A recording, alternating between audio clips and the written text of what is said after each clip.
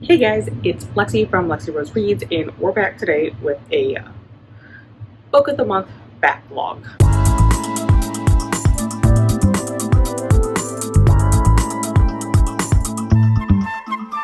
It has been 5 months since I posted the last one, and I think I did not update with everything I had gotten at the end of the last one. Like, I filmed the intro with all the books I had at that time, and then didn't update you guys on the books that I had since acquired by the end of the video. But what is my book of the month backlog? Book of the month is the subscription box. You know, the blue boxes, says book of the month on it. I see the ads all over YouTube all the time. And basically you pick a book out every month and they get to send it to you. And you get like an extra book, like the book of the year awards, whatever they call them anymore. I think they changed the name this year. And you can get an extra book during your birthday month. Well, I don't quite know how many books are on the total list anymore, but I got quite the stack going over here of just things I've acquired since I last told you guys what I all had. Also, Eleanor will be joining us down here on the floor because she has decided that the only place to sit is right on top of me. But to give you guys an idea, since I filmed the beginning of that last one, the intro for the last one, it was in, I think at the beginning of January or end of December. I think I filmed it at the very end of the year. God, this is kind of heavy. These are all the books I have since acquired. It's quite the stack. Actually, this isn't even all of them. It's missing one. So I thought we'd go through today. We could talk about first the books that I've acquired. So let's get into the books that I've acquired since December here. So in January, I picked out What Lies in the Wood by Kate Alice Marshall, thriller.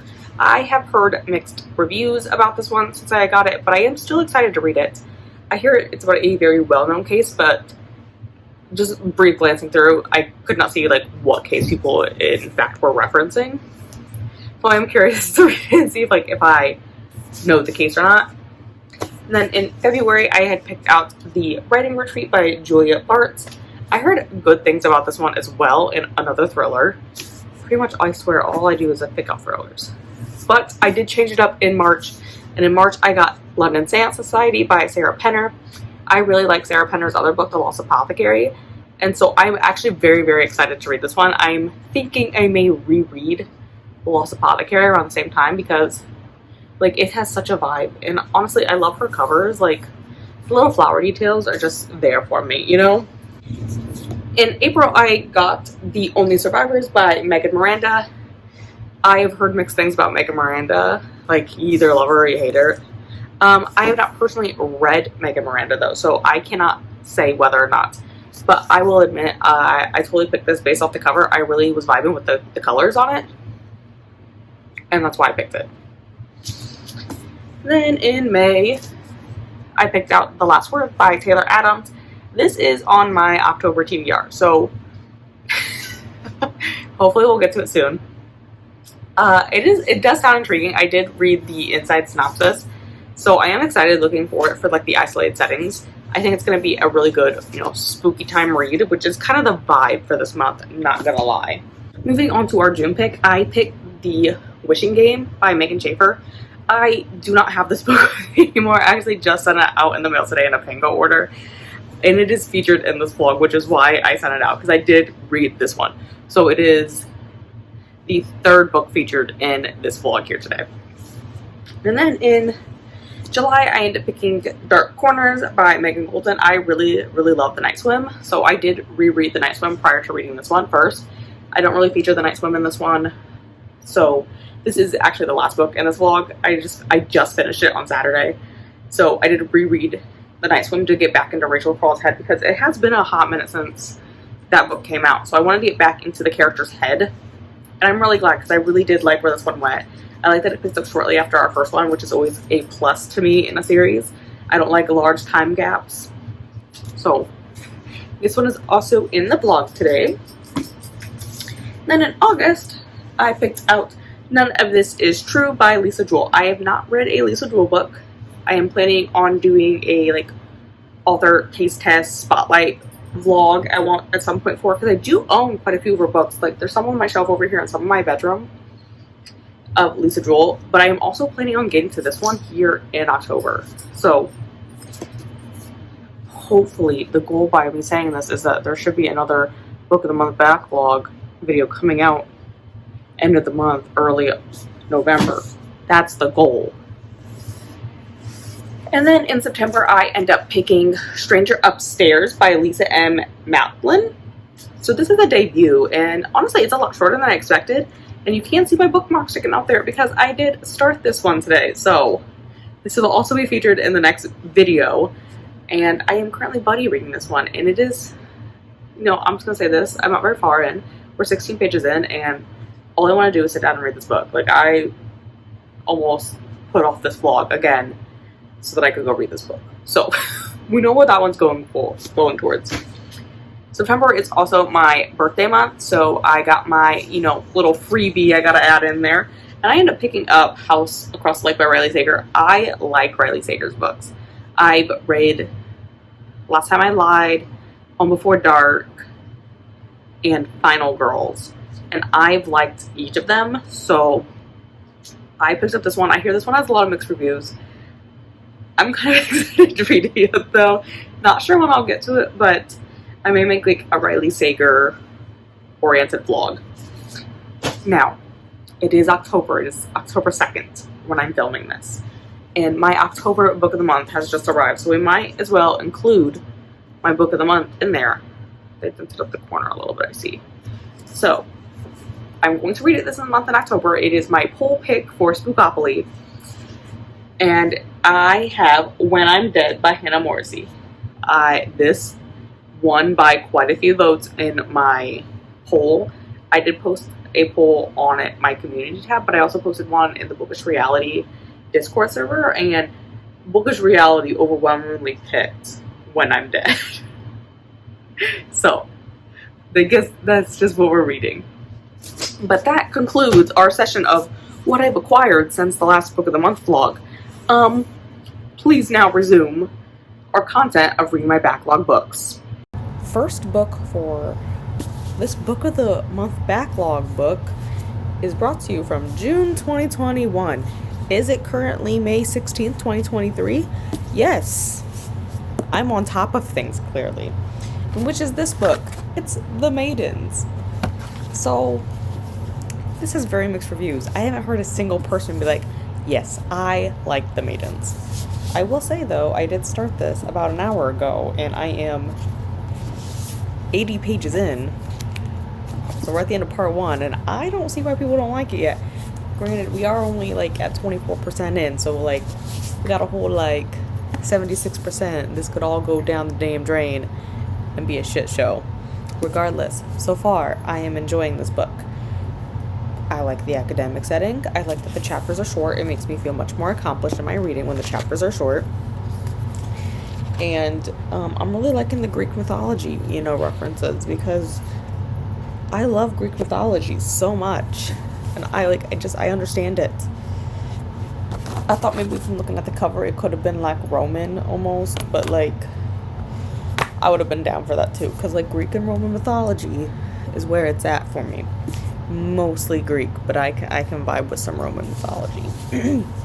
So, I'm going to continue reading this, maybe for another hour here tonight, and then we'll probably call it a night, but I don't see what the problem is with this book so far. An hour has passed, so I've read this book for, it's like 2 hours and 6 minutes, I think, technically.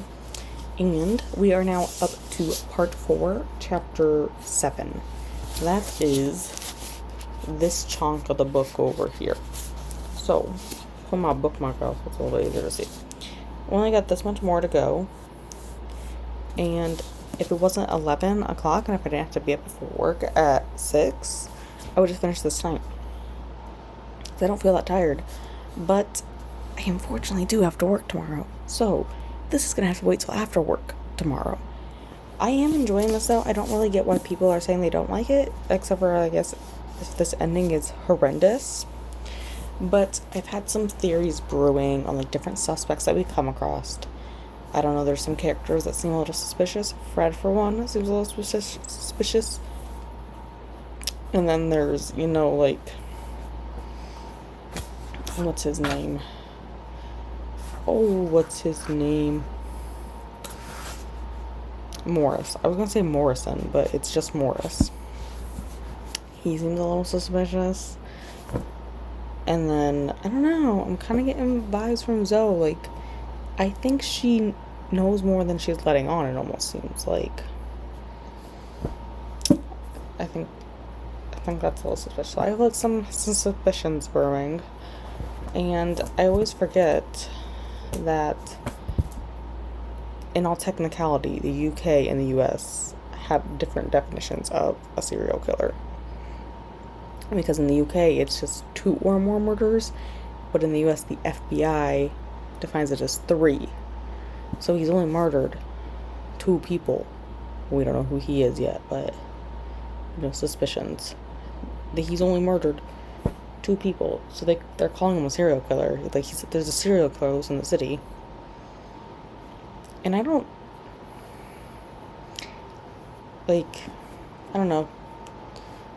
It's not very far apart in time, and I feel like a lot of serial killers is like more, just like a little bit longer of a break than like 3 days between murders. So I don't know about the technical definitions of serial killers. I feel like typically it's more than like a few days between their murders, for one. But in the US, you would not be a serial killer because that is not 3 murders. I spent enough time researching random serial killers and reading serial killer books to know that there's different definitions. But that's a digression on a terminology that's really not that important to the storyline of the story. Regardless, people are still being murdered. But I'm rambling, so we're going to sign off for this. And then we'll pick this back up tomorrow and finish it. It's going to be such a quick read. I finished The Maidens here tonight. I'm giving it 4 stars. I enjoyed this book. And I've heard a lot of things where, like, people have said if you like The Silent Patient, you didn't like The Maidens. And if you like The Maidens, you didn't like Silent Patient. And I don't know, I didn't, like, read why people didn't like one or the other. Because I didn't want to, like, spoil anything with The Maidens. And at this point, I'm not going to go back and probably read it, to be completely honest with you. I'm not going to go back and find these people and, like, why didn't you like this one versus this one? I don't got time for that. Something that popped in my head is I know a lot, when I was hearing a lot about The Maidens, it was when there was like a lot of hype around Silent Patient, like a lot of people were reading Silent Patient, and then he released Maidens. And I almost wonder, did people read them too close together? Because they have similar endings, like the similar style of ending.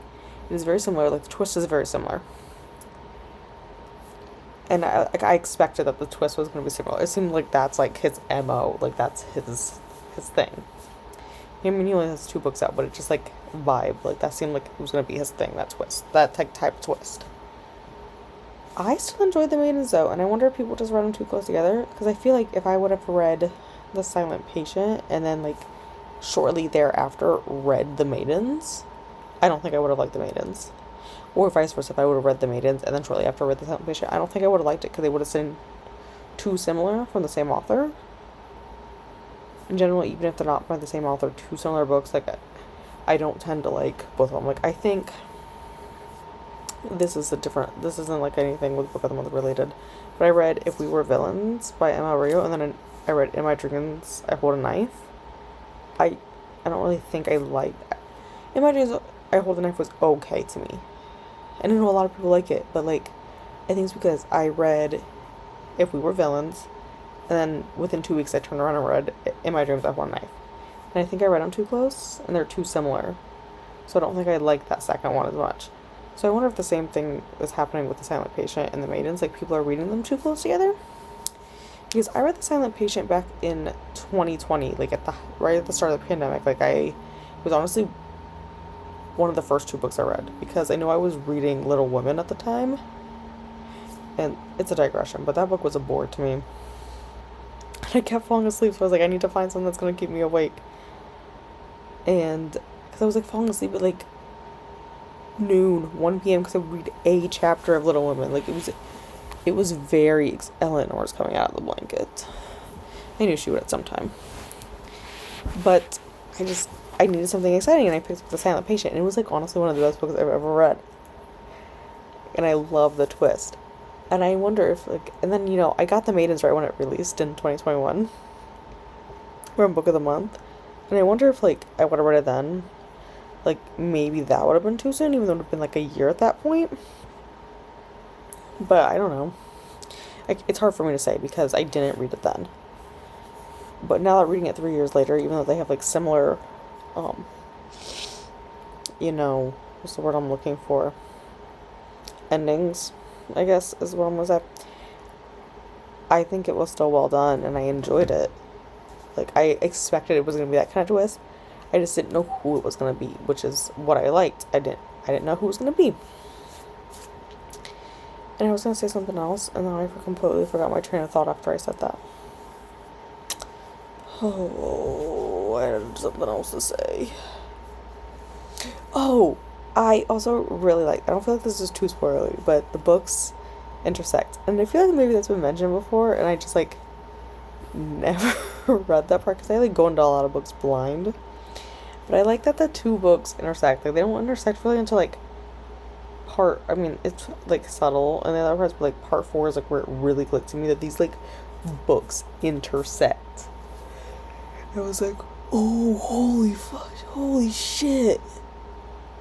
I was like, oh my god. I, like, even, like, I read the name, and I was like, is that guy's name from Silent Patient?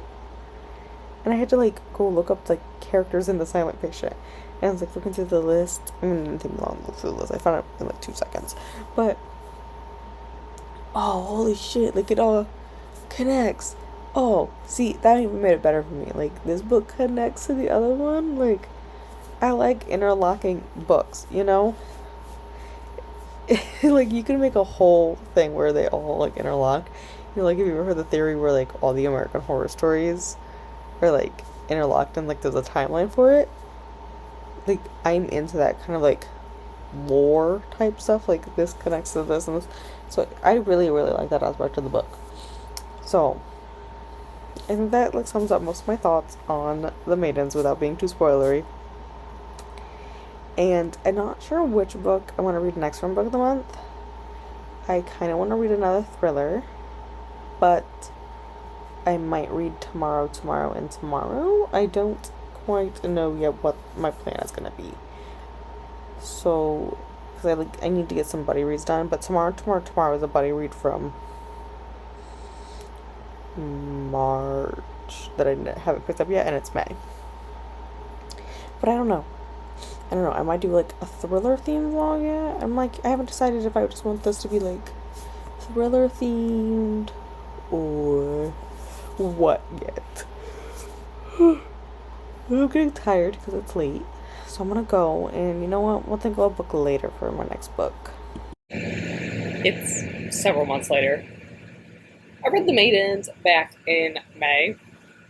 It is now almost the end of August. It's August 21st. And my next Book of the Month pick is brought to you by B&K Book Club, which is hosted by Brittany and Kelsey. They picked All the Dangerous Things. I happen to have it on my shelf. So I was like, ooh, perfect, I'll read it. Also, the Amazing Readathon is happening, and it just so happens to fit the prompt. So I did start it while I was at work today, and I made it a solid 8 chapters in. I am thoroughly enjoying myself so far. So we're like a good 46 pages in. And it's a little over 300. And the font is rather large in this book. So the goal is going to be, thank you, Eleanor. I'm so glad you found your toys. What did you find? You found your rabbit. So, the goal is going to be to read this very shortly. Also have several other ones I've been meaning to pick up, but we just gotta go with the flow, right, guys? Just go with the flow. I'm back. I meant to update before we got to this point, but, like, we're at this point now. So I said before, I was, like, page 48 or something. 46, 48, somewhere in there. And I forgot to put my nerd rant here. I put it in the B&K's Discord. So there's a part where she mentions the sclera, which, that's that part of your eyeball here. And you know what? They did good on that. They did good. They explained it right. Then she said her eyelids were like chipping away at her pupils. The pupil with the black part of your eyeball. I feel like the light shit right now. If I turn this way, it's a little bit better. So it's the black part of your eyeball. And it's impossible to chip away at that because the pupil is literally just a hole. It's covered by your cornea. Chipping away at your cornea, I suppose, would be more accurate. But, again, you can't chip away at the cornea. You would just, erode it. And that's very painful. So that's just this is a shortened version of my nerd rant. Because I work in ophthalmology. There are so many books that mention eyes, and then they get stuff wrong. Don't be putting Visine clear eyes in your eyes, guys. I don't know why books like to mention that, but don't do it. It's not good for your eyeballs. Get the red eye drops are not good for your eyes. The only semi-decent one is Lumify. And yes, I know it's $20 a bottle, but that's because, it's not, damaging to your eyeball. Casual things. Regardless, I have made great progress since I last updated you. I just finished chapter 40 and we're now on page 212. There's only 320 pages in this book. Minusing author's notes and acknowledgments. It's 320 pages. So we almost done. And I feel like it's sitting at a solid 3 stars. A lot of things that have happened so far are very predictable. I'm not going to do spoilery stuff, but I feel like it's fairly predictable. Our main character is increasingly getting more paranoid. But as you read, I think it's for a good reason. Not that she's paranoid, but something's up. And there's definitely something up. I feel like there's definitely something up with the husband.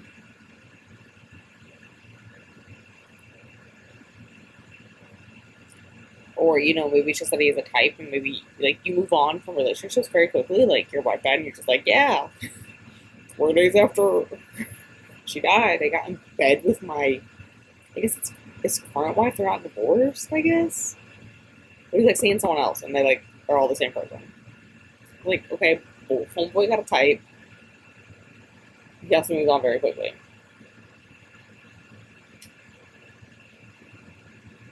The main character wants to make it seem like our podcaster Waylon is up to something, but I think, he's just investigating the whole story. I don't think he's that suspicious. I think it's that he is trying to solve the cold case. A lot of true crime podcasters do when there's an unsolved case. You're trying to get all the evidence. Even that means you drag something up from 1999. Things happen like that. But I don't know if I'm going to call it quit for the night. I'm not feeling tired at the current moment, but the second I sit down in bed, I'm extremely tired. So, nevertheless, goal's going to be to finish this by tomorrow. We're going to finish it tomorrow because, we've got to bang out 100 more pages. So, I'll be back. Probably not any time in between that unless something major happens and I just have to share my thoughts. Otherwise, I'll see you guys when I finish the book. I finished the book. Solid 4 stars. Why is it 4 stars? I feel like some things were predictable. Sleepwalking angle was kind of predictable. Although I will give Stacy Willingham the point of I was expecting a little bit different twist with the predictable twist with the sleepwalking, and she went a different direction with it. It wasn't what I was expecting, but it kind of exists, and I feel like it could have been fleshed out a little more. Maybe we should fix that. Why are you doing that? I don't feel like the whole plot line with Ben is resolved. So, like, was he in on it?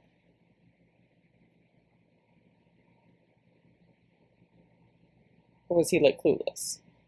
Also, let's just admit, Ben's a piece of shit human, and once a cheater, always a cheater girl. Like, he ain't changing. It's in his MO. I'm quite curious, though, on several of the characters, and like I said, Valerie just thought it was okay to, like, be cheating. I guess, you know, Isabel also thought it was okay to be cheating. I guess, although he's escalated in his cheating, I will admit, with Ben, because, like, him and Ezra may have gone on dates when he was still married to Allison, but at least, you know, they didn't have sex before, you know, she died. I mean, 3 days after she died, but no, not, no, she was alive. Gotta give him bonus points there, I guess. And then he was bringing the other girl on his trial. Also, did he or did he not kill his wife? Debatable. I don't, like, it wasn't fully investigated. Did he shove pills down her throat? Like, he crushed her with her food? Like, you know? This was not answered, and that's a problem for me. But overall, like I said, 4 stars. I'll probably keep this one. I'm thinking, if things go to plan, that Dark Corners will be my next Book of the Month read. I did recently reread The Night Swim, which I got from Book of the Month, but I read that one back in, actually read that one, like, I was, like, kind of on top of my Book of the Month at the time, where I wasn't, like, never read them the month I got them, but, like, within 2 months I was reading them. It's a shit show now. You know, this is why we have a backlog. It's a shit show now, guys. It was a shit show, and let's check the Book of the Month. So I did update it and say I read this book finally. I do not like their emails where they harass me after a month or two. Like, did you read this book? Bitch, give me time. Oh, we're at 20 books now. You know, at one point I thought when I was doing this I was at 17. So, you know, I probably was. And tis escalating. But I think Dark Corners is gonna be the next one I try. And I did sign up for a buddy read for the Wishing Game today for September, so maybe we can expect this flow to go up in September. That's the great thing about this. We don't know, and I guess maybe not great for you guys or me mentally, but hey, this will be up sometime, right? Right? I'll get to it eventually. Alright, it is clearly spooky season. It's actually only the beginning of September. But, like, I'm ready for spooky season, right, guys? But I have here our 3rd book for this vlog. And yes, I realize this has been ongoing since April yet. Yes. We're not that far off my last one, though. Like, I've read it fairly recently. And the one we're going to start now is The Wishing Game by Shafer. And this is a buddy read. And this one we're going to read semi on time for Book of the Month. It's the June 2023 pick, and you know, it's only September 23, so, like, I'm fairly on top of the game here. Let's admit, I'm, like, fairly on top of it. So, I'm not even sure which genre this is considered. Hello, Miss Shelby. You can be weird today. It's your birthday. It's Miss Shelby's 4th birthday today when I'm doing this. View the details. What? Contemporary fiction. I was like, where's the genre? This is contemporary fiction and it's a debut, which is kind of what I wanted to go for. And under Good to Know, we have Quirky, Puzzle, Buzzy, and an Underdog. So, and it looks like it's a 70% member rating for Hearts. So, well, that's good. You know, I'm looking forward to this one. So the goal is I'm going to start this here tonight. It is like 10:30, so I don't know how far I'll get, but it is a Friday night, so, you know. I thought y'all would appreciate an update before I forgot. Reminder. Which, not really a reminder to you guys, because it's, like, literally, this is just, like, a clip next to it. But, reading The Wishing Game, Shafer. Debut. And I will say, I thought this would be more magical. You know, the sparkles on the cover kind of put off more magical. And maybe we get to that aspect, but we're like 50% through and not that magical yet. Just contemporary fiction, which isn't bad. I just don't read a ton of like straight contemporary though, you know? If I usually read contemporary, it's usually attached to romance. Anyways, as I said, 50% through the book. I have more questions at this point. Like, it started out with questions, and I think you're supposed to, like, start out going, what is happening? But, like, let me just... this is a buddy read, so I definitely have thoughts written down. Oh my gosh, where is the thread? Oh, there it is. Okay. So, you know, prologue. It's a good setup, but I was confused. Right? Like, as I said, I think that's, like, how you're supposed to, like, I think that's the point. By the time we get to chapter 5, I have a lot of questions. And, like, I feel like it's... So, our main character, Lucy, is a teacher's age. Teacher's aide. Yeah, I can speak. She's a teacher's aide. And then we have Christopher, who is a student, not in Lucy's, like, class, but he's a foster care kid. And all I know is that something happened with his parents and it involves a phone. Questions there to begin, like, what happened? Like, I'm confused. But my real question is, why is Lucy so obsessed with Christopher? Why is she so attached to him? You know, I don't get it. Because you gotta think, there are plenty of kids in foster care and their teachers don't get attached to them. And you wouldn't, I mean, it's like a little creepy that the teacher's attached to him, right? Like, so Lucy isn't like financially stable. She has like 3 roommates, I think it says, and they smoke weed and drink all the time. And she doesn't have a car. Like, you're not very reliable. But she like wants to adopt him and is like desperate to adopt him. And I guess I don't see why she is. Like, you can care for a kid and not be like, I need to adopt him. You know what I'm saying? I mean, like, my cousin fostered to adopt, and that was one thing. But like, they like know who the biological mother is. My cousin's ex-wife was like friends with her in high school, blah blah blah. But like, I still don't get why the teacher. The thing is, you hear about all of these like teacher stories and like students, and why is the teacher's aide so obsessed with him? I think that's concerning. Also, there's like a lot of questions about like Lucy's family at this point. Which, as soon as I like type this comment into my Discord group chat with these people, it's like literally answered in the next chapter, like in that chapter. Like, if I would have just read 2 more pages, it starts being answered. And while I understand Lucy's point of view, I also, we haven't heard from her parents, but I can see their point of view. Just, it's not too, I don't think it's like a little spoiler, I guess. Lucy has an older sister who was chronically ill. And her parents devoted a lot of attention to Lucy's sister because she is chronically ill, which, you know, you should, as a parent, dedicate your time to your chronically ill child, but they ignored her and she didn't feel loved. So I see Lucy's point of view where her parents, or she didn't get that like love from her parents and whatnot. But I see her parents' point of view too. Where like, you're obviously going to dedicate a lot of time to your sick child.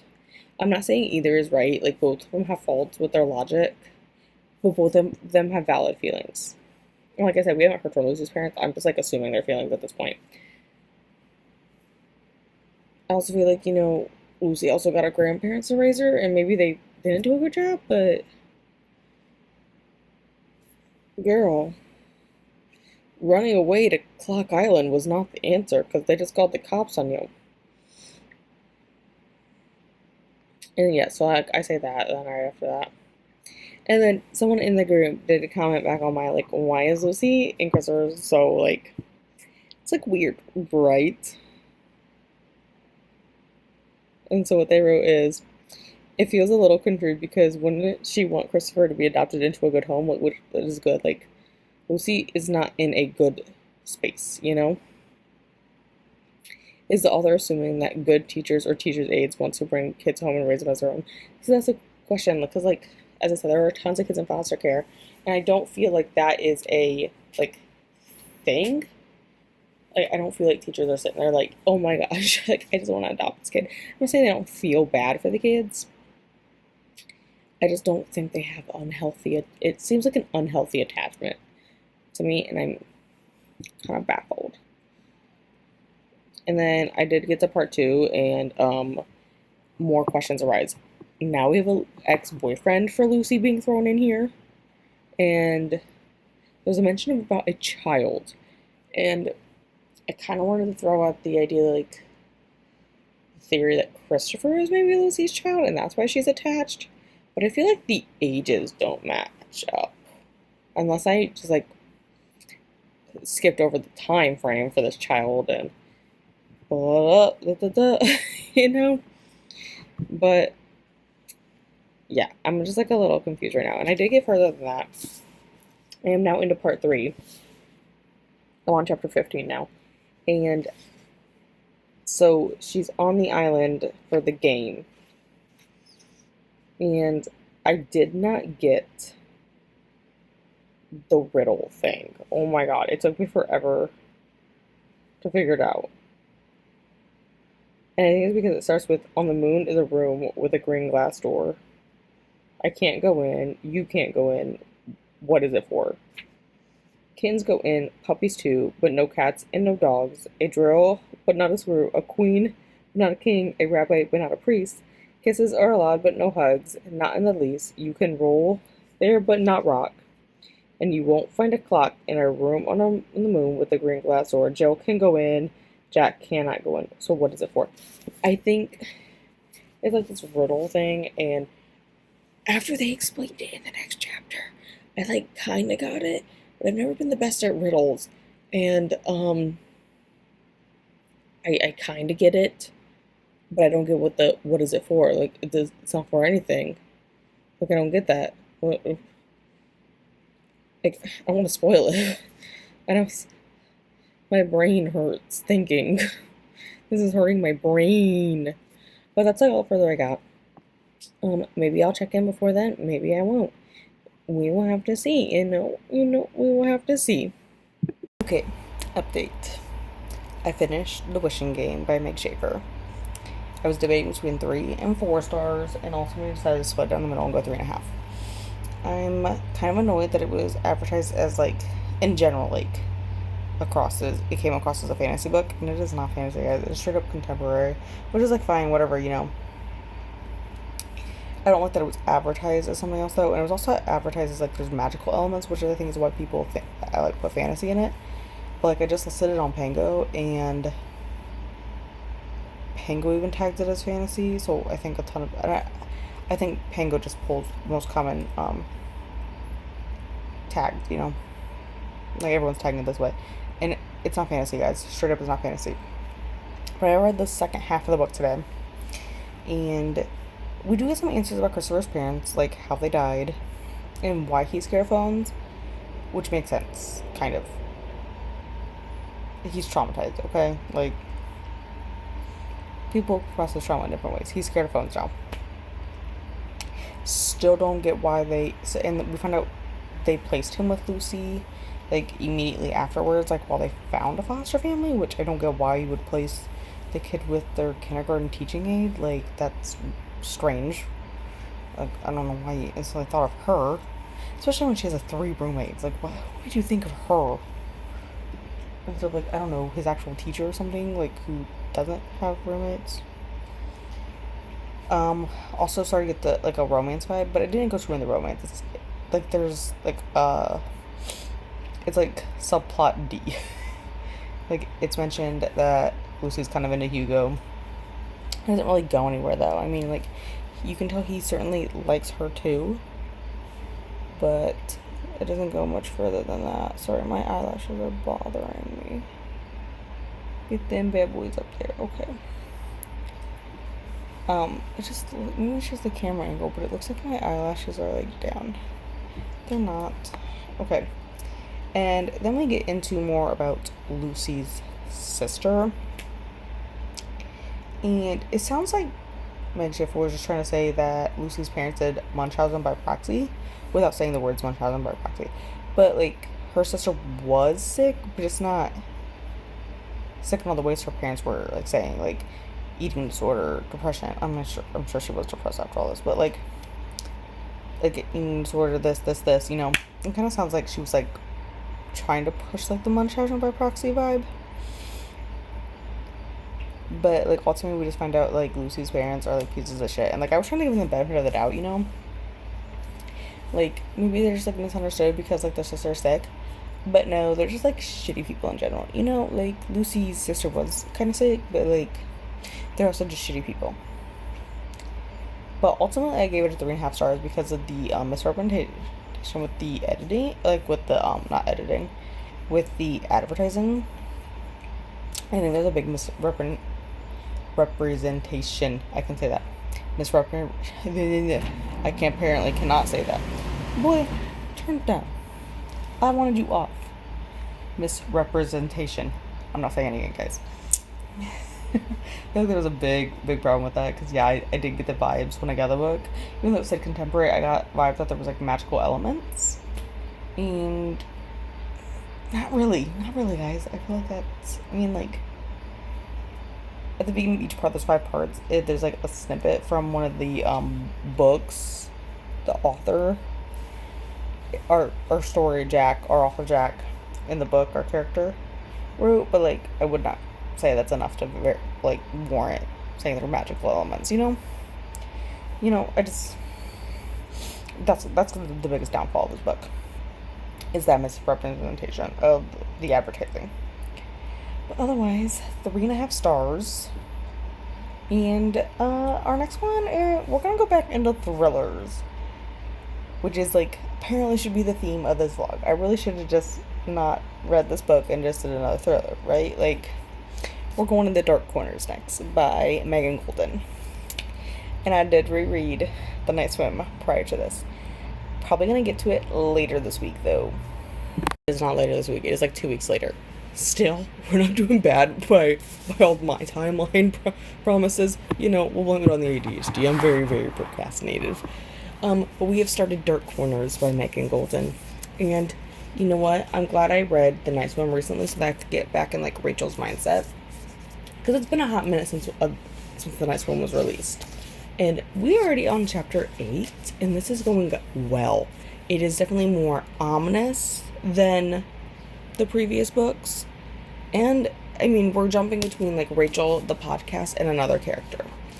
And this other character, I mean, we, like, know his name, but what is he all about? He sounds like he's a person of interest, though. But then we're, like, in a jail, too, with another person of interest. It's very intriguing so far, and I feel like a lot of mystery will be resolved. But again, we're only 30 pages in, guys. So the plan is going to be to read a good chunk of this today, and we'll see, you know, where we are. I feel like this is going to be a binge read, though, to be completely honest. Okay, we have finished Dark Corners, and, you know, like all my typical books, I go into them blind. So what is this book about? We follow Rachel Crawl at the end of her trial that she covered in, I think it's North Carolina, right, guys? It basically picks up right where The Night Swim left off. She barely gets home to her apartment, and she gets a call from the FBI saying, hey, we need your help with a case. The case is not public yet, but during the FBI's investigation, Rachel's name has come up. And Rachel has to kind of go undercover at an influencer conference down in Florida. And this book has multiple interweaving plot lines where, like, we're going between Rachel's, the podcast, and another guy's point of view. And it's, like, all interweaving together. This one definitely has a darker undertone than what The Night Swim had. Yes, The Night Swim had a dark undertone, you know, but this one felt darker to me. Like, there was just, like, the whole Dark Corners thing, it felt darker, more ominous than The Night Swim did. But I thoroughly did enjoy my time with this one. I am fully expecting there's going to be another book, just because in this book we also got introduced to a romance subplot, and I like the direction it took. I wasn't like expecting it, and when it first got brought up I was like hesitant, but it kind of like grew on me, you know. So really did enjoy this one. Great book. And you know, that pretty much just wraps up this book of the month vlog. You know, how long has it been since the last one? Months. We'll get there eventually where I consecutively read books, you know, we'll get there someday, guys.